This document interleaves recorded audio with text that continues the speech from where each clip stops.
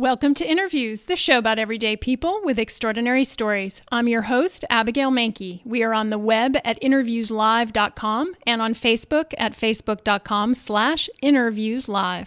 My guest today is Andrew Shapter, an Austin filmmaker whose film credits include Happiness Is and Before the Music Dies. His current project is The Teller and the Truth, about Frances Weatherby, a bank teller in Smithville, Texas, who one day in 1974 disappeared without a trace. Based on an unforgettable photo of Frances, Andrew became intrigued with her story and decided to see if he could find her. He has worked on the film for 5.5 years, and it has taken him around the world literally, and he is still searching for Frances. The Teller and the Truth is slated to open at South by Southwest in 2012. Andrew, welcome to Interviews. Thank you very much. Appreciate it. Tell us how you learned about Frances Weatherby. Well, the first I had ever come across her photo was one of my favorite photographers in the area was Paul Amos McQueen. Amazing photographer, been around in mostly his day was like the 60s and 70s. And this was a photograph that reminded me of the famous National Geographic photograph with the girl with the green eyes. I think it was taken in Afghanistan.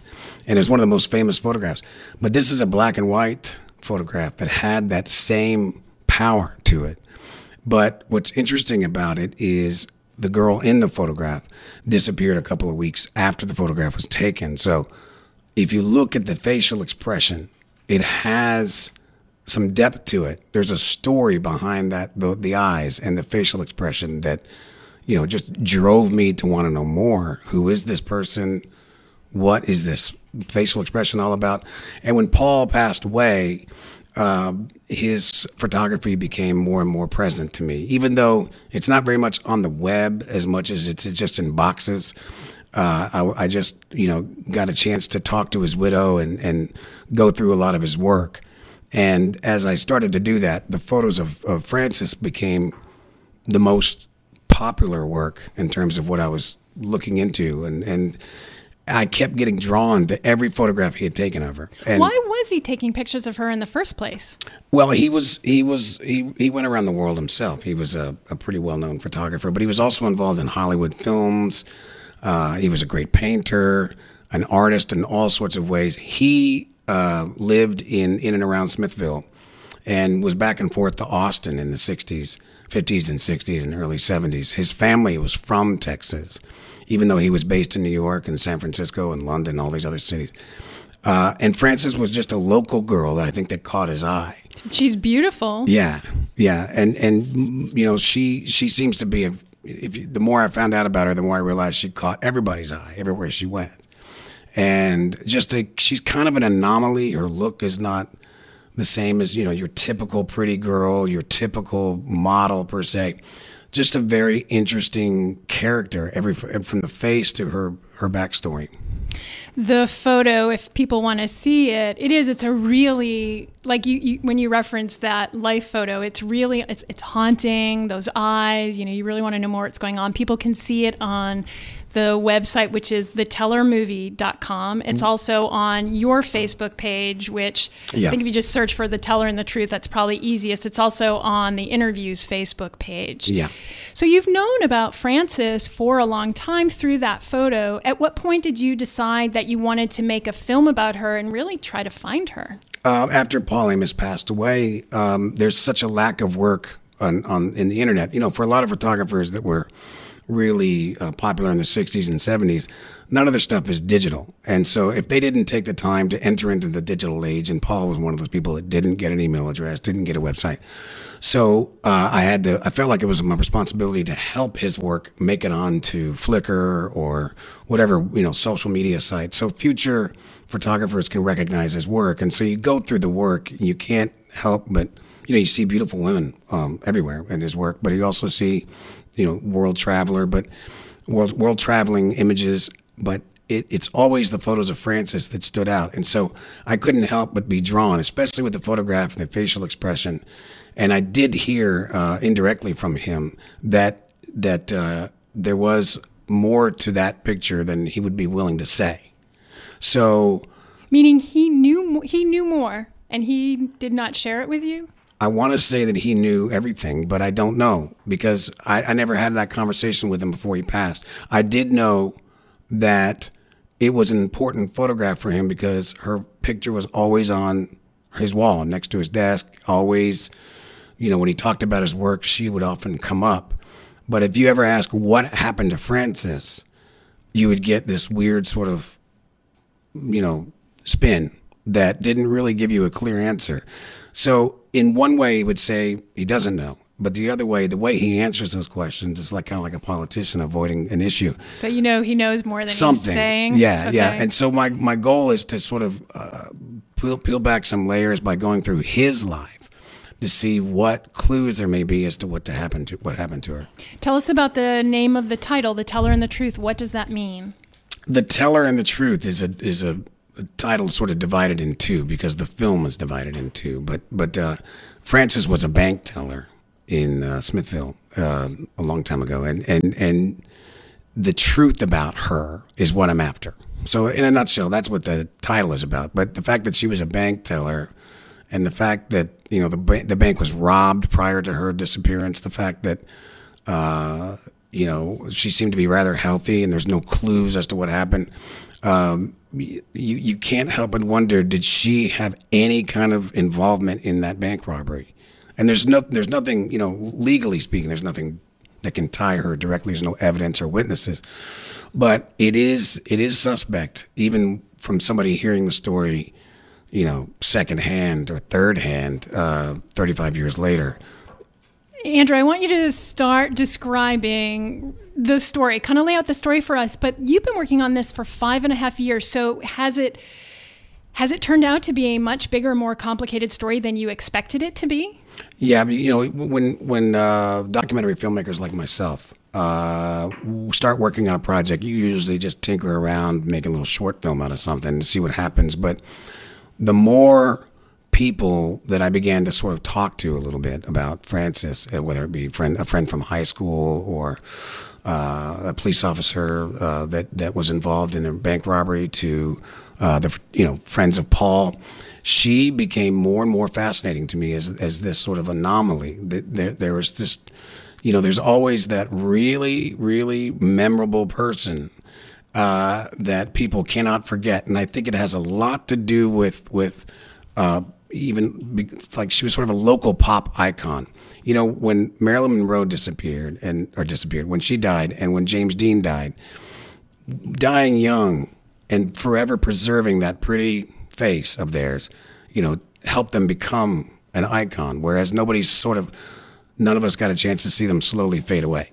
And so the same thing with Frances. When a real pretty girl in a small town Texas just up and disappears. Prior to having to get married, she was engaged to be married in the following Valentine's Day, which is about 6-7 weeks after she disappeared. She worked at a bank. The bank was robbed before. Well, start putting these pieces together for us as you have come to understand them. I mean, you're making reference to events, but you know, as you talk about it, of course, even I start trying to piece things together. So why don't you piece it together for us to the best that you can?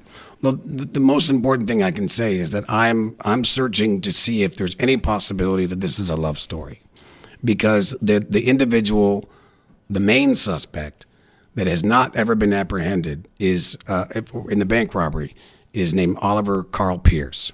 Oliver Pierce was a Vietnam veteran, and he worked in Smithville around the time she disappeared. And I think he was making some trips back and forth to Austin, doing some things in Austin as well. He's never been seen again either. And he has an interesting story. And so here we're looking at two people disappearing. Now, hardly anybody remembers Oliver other than some of his Vietnam veteran friends. He didn't leave much of a trace in his last 5 years here. So I did know he drifted around Texas, and he had been discharged dishonorably from the Vietnam War for, of all things, saving animals. He refused to exterminate some potentially dangerous rabies-infected dogs at Camp Evans in Vietnam. And for this, he was court-martialed, and his father was a colonel, and he was a well-decorated soldier, but this one issue of standing up to orders from above, from probably the general level, getting rid of all potential rabies, rabies-infected animals. As a dog lover, he wouldn't do it. To me, that's an interesting character. Now, this guy... But do you think, Andrew, that he robbed the bank? Well, he is the number one suspect. I mean, he hasn't been seen since the day of the robbery, and he was working in a movie theater there. He was the projectionist at the movie theater, and it was just a sort of a temporary passage through Smithville. So not a lot of people have recollection, but you would put two and two together. The guy was leaving, no trace, worked in a place where nobody would see him during the day, during matinees, running the projectors. He has a history of working in theaters all of his life. And he disappears prior to Francis's disappearance. Now, what's interesting is if you ask Francis's friends what was her favorite thing to do, it was go to movies after she got off work. That was all I needed to say, wait a minute, okay. So this other gentleman that worked in the theater is the number one suspect. And then number two, Francis loved going to movies almost on a daily basis. Something's going on there. I mean, could they have known each other and not a single person had ever seen them together? And so you just got to wonder, other than a couple of witnesses remembering him coming into the bank. I mean, everybody went into the bank, though. So if they'd never been seen together, do you think that was intentional? So then, because I did read, if you search online, there's lots of people with different theories, namely that she ran off with him, right. But you wouldn't piece them together if they'd never been seen together before, right? They just didn't leave any, if they are together or they were together or they were involved in it, they left no clues. There's rumors that they had been seen in a cafe and other, a few small towns over, but that witness is long gone. How can there be no clues? It seems so hard to actually leave no clues. Most people seem to be found or criminals get found because it's hard not to leave clues. First off, when I started researching this project, I found out that there are many people all over the world that disappear off the face of the earth, and they have a lot of different reasons. Some of it is tax evasions. Other people have gotten their hearts broken so bad. I mean, there's all these different reasons. Some of it is just delusional behavior. So it's done all the time. And another thing I realized is, and I learned quickly, is that bank robberies are happening almost daily now. So these are common things, but the disappearance, when it's a young, pretty girl, it becomes much more prominent, obviously, in our society. This is America. So it becomes big news. Mm-hmm. And in that case, it was, local state news at that time. It was around the holidays when this was happening in 1974. So you can't really find a lot of big headlines on it, but it was just a case never solved. And there are all of these different theories, but when you break it down to police evidence and you break it down to investigations, they just didn't have anything, And this is a bank robbery where nobody was killed. So it didn't turn into a most wanted scenario, but I would like to know if they're together, and I would like to know that story because I think it's going to be really fascinating. I suspect that they are, or they were. So you're looking for them. Right, because we're talking about two individuals. So when I first heard about him being the main suspect, really the sole suspect, I started looking into his life. He was from Fabius, New York. He was, bounced around from one military base to another, he was an only child. Francis was an only child as well. He was a little older. He loved motorcycles, loved dogs, had a dog that rode on his motorcycle. He had a 3-legged dog. I know a lot of these things about this guy. And he seems like such a fascinating character. He had an obsession with Theodore Roosevelt. So he knew how to live outdoors. He could live outdoors. That was another thing that I thought was really interesting. So here's this loner guy that has had pretty much his heart broken in Vietnam and was going through what they didn't call back then, but what they would call now as PTSD, right? Post-traumatic stress disorder. And he potentially meets a woman of his dreams. I don't know. But it is curious to wonder, here's this main bank robber suspect disappearing. 2 weeks later, the girl worked at the bank who was a part of this robbery scene, was there, disappears 2 weeks later. Okay. Andrew, have you talked to Francis's family?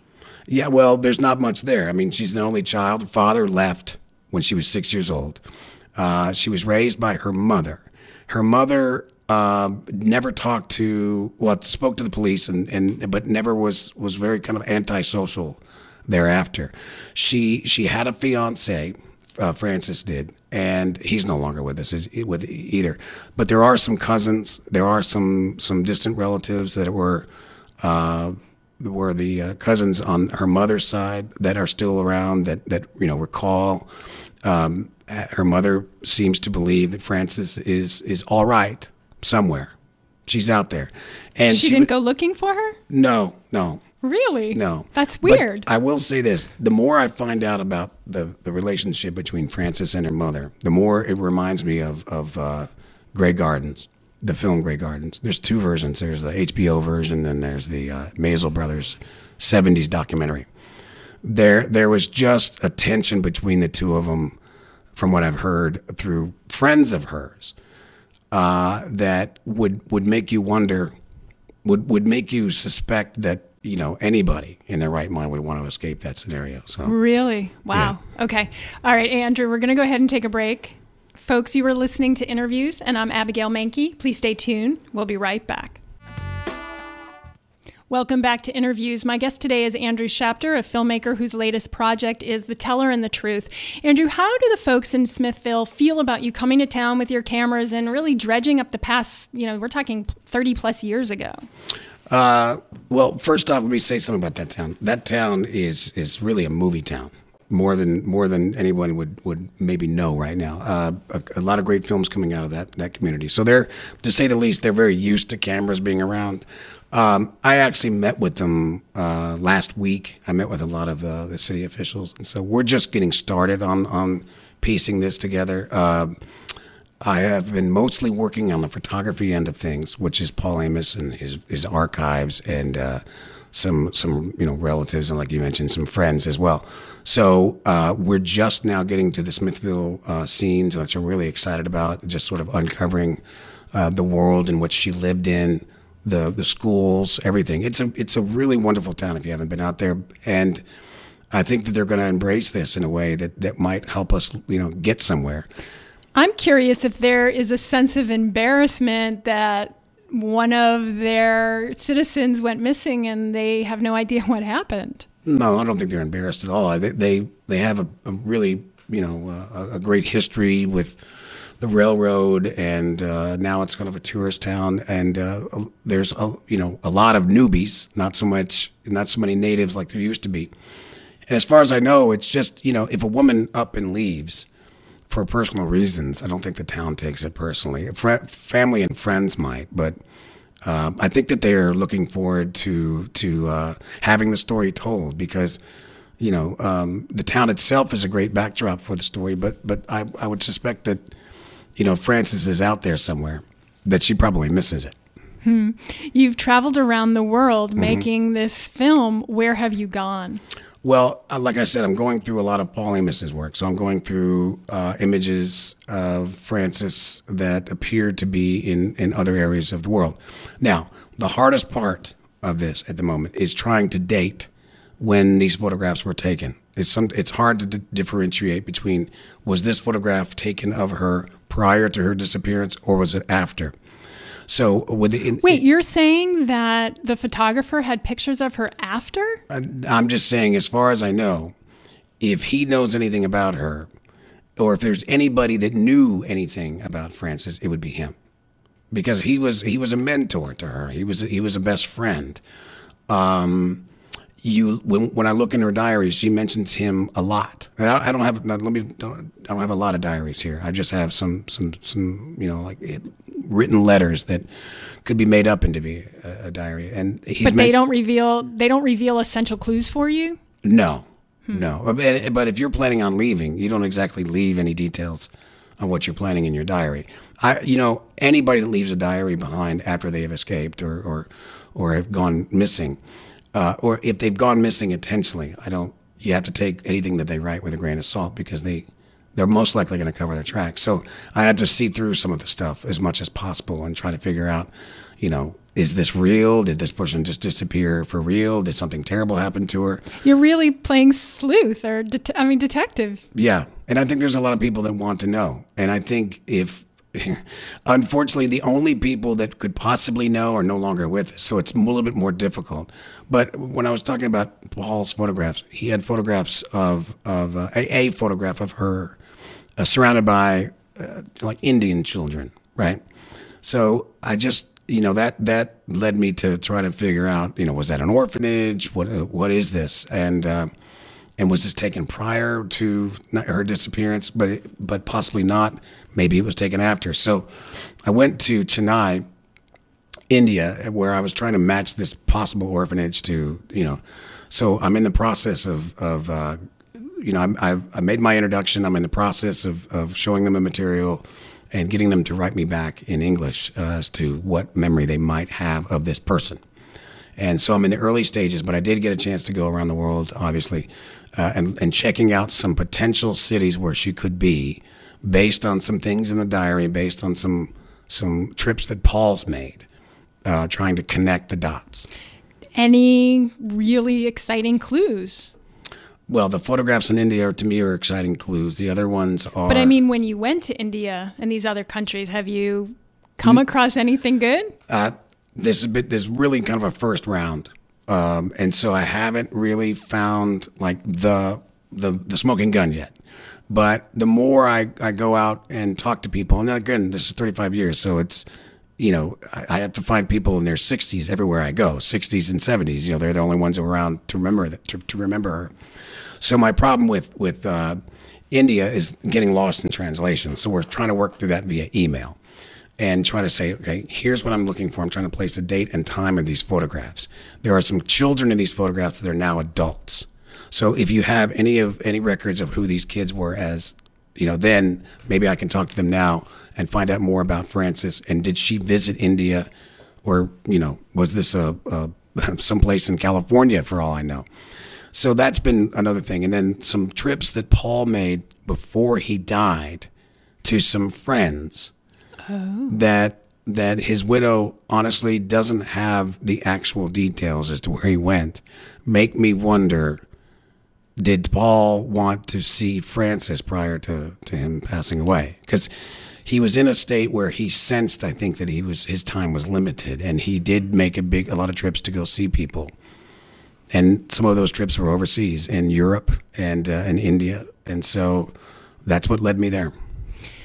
On your Facebook page from last November, you posted that you met people who know Frances. Right. Who are they? These are high school mates. These are high school mates and middle school mates. One gentleman is gone. But they knew her from the past, or they knew her in the present? They knew her as where they were like teenagers, When she disappeared, she was 24. So they were... Some of them were younger than she was. Most of them were.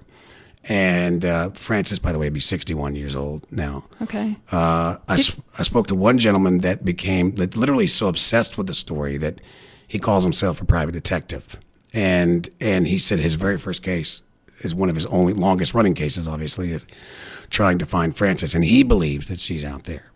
He has more of a domestic view of things. He thinks that she's somewhere nearby. I don't think that at all, based on what I know from Paul. I have a more of an international opinion about things. I think that anybody in her position, if they were to disappear on their own, would go farther away. I've noticed that there are a number of blogs where people are writing about this. They're curious about the story. Has that been helpful to you? It has been wonderful. It's been wonderful, but it's also taken us on the wrong path as well. So, the main reasons, I guess, that this project has taken so long, is because of the wrong paths. What would be an example of a wrong path? New Orleans, going to New Orleans because her father disappeared as well, and when she was 6, but he's not thought to be missing. He's just thought to be in New Orleans with another woman. So that probably had a big impact on her. And, one would suspect that maybe she went, had enough with her mother and went to New Orleans to be with her father. Andrew, the movie won't be finished for almost a year. Why are you coming on interviews now to talk about it? Because maybe somebody will speak up and say, you know what, I know a little bit about her. that I want to tell you about. Really? Yeah.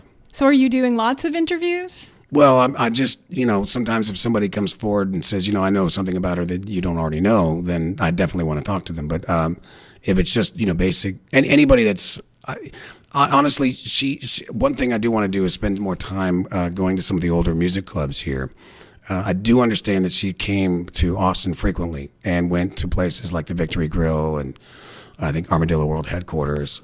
So I want to find out more about that and find out who her friends were, and perhaps is there somebody there that she could have escaped with. Andrew, if people are listening and they have some information, then how would you want them to contact you? I'm on Facebook, Andrew Shapter, SHAPTER, or thetellermovie.com. Also, my main website's andrewshapter.com, so that's another easy way of doing it. Okay. Has Frances Weatherby kind of taken over your life? At the moment, yes. Yes. Is that a good thing? How do you feel about that? But it's not in a bad way. I'm able to work on trying to get promoting Happiness Is, and then work on some other projects. But every week, 2 or 3 days, or at least 2 days a week, it's full on. Find Frances. There's nothing else about it. How has doing this film changed you as a filmmaker? It's taught me a lot, the importance of taking your time, and how the age of filmmaking is in a. I can do things I could never do 5 years ago, where I can piece together a film literally 10 seconds at a time without needing some big budget. But it just takes an incredible amount of discipline too. I mean, part of me is afraid that I won't have an ending. And so how do you end it if you don't find her? It's kind of like a Bin Laden story. It's like doing the story on the search for Bin Laden. There's no end. There's that fear, but at the same time, I think this push to find her, I would not doubt that she knows of my existence and knows that I'm on her trail. So somewhere along the way, we're going to come face to face, I think. So you do think you'll find her? I'm pretty confident that I will, yeah. All right. Andrew, we're out of time, but I really wish you luck, and I can't wait to see the movie when it comes out. Thank you for coming on Interviews. Thank you. That was Andrew Shapter. You can learn more about The Teller and the Truth at thetellermovie.com. This show is recorded live at Co-op Radio 91.7 FM, Austin. Thank you to Lisa Sheps for engineering, and Jared Hardy and Bill Guzik for videography. To stay up to date with interviews, become a fan on Facebook at facebook.com/interviewslive. That's INNER Views Live. To hear past shows, please go to innerviewslive.com. You are listening to KOOP Hornsby, Austin, 91.7 FM. Stay tuned for Reflections of Community Outreach, which is up next.